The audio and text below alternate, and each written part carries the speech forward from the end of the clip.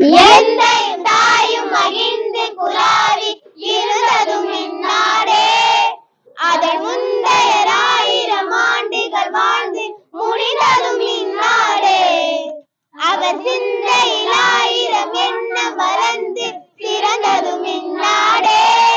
இதை வந்தனை கூறி மனத்தில் இருத்தி என் வாயுறவாய் தேனோ.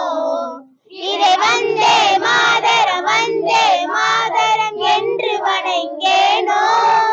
இதை வந்தே மாதரம் என்று வணங்கேனோ.